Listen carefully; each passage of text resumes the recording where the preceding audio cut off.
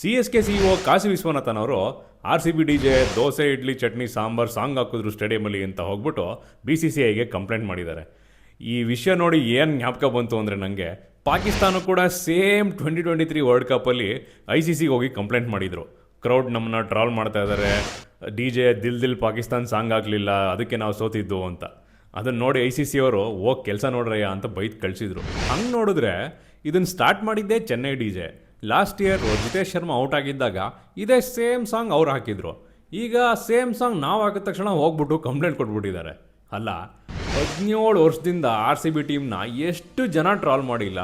Lollipop ತೋರಿಸೋದು, paper cup ತೋರಿಸೋದು, ಇವನ್ ಮೊನ್ನೆ KKR ಯಾವುದೋ ವಿಡಿಯೋ ರಿಲೀಸ್ ಮಾಡಿದಾಗಲೂ 49 ಅಂತ ಟ್ರಾಲ್ ಮಾಡಿದರು. And it's completely okay.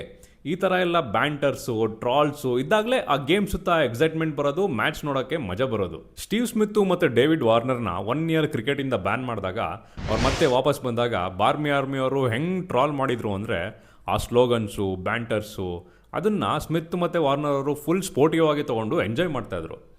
ನಾವೇನಾದರೂ CSK 2 ಇಯರ್ಸ್ ಬ್ಯಾನ್ ಆಗಿ ವಾಪಸ್ ಬಂದಾಗ ಆ ಥರ ಏನಾದ್ರು ಟ್ರಾಲ್ ಮಾಡಿಬಿಟ್ಟಿದ್ರೆ ಇವ್ರೇನು CEO ಹೋಗ್ಬಿಟ್ಟು ಪ್ರೈಮ್ ಮಿನಿಸ್ಟ್ರಿಗೆ ಕಂಪ್ಲೇಂಟ್ ಕೊಟ್ಬಿಡ್ತಾಯಿದ್ರು ಅನಿಸುತ್ತೆ.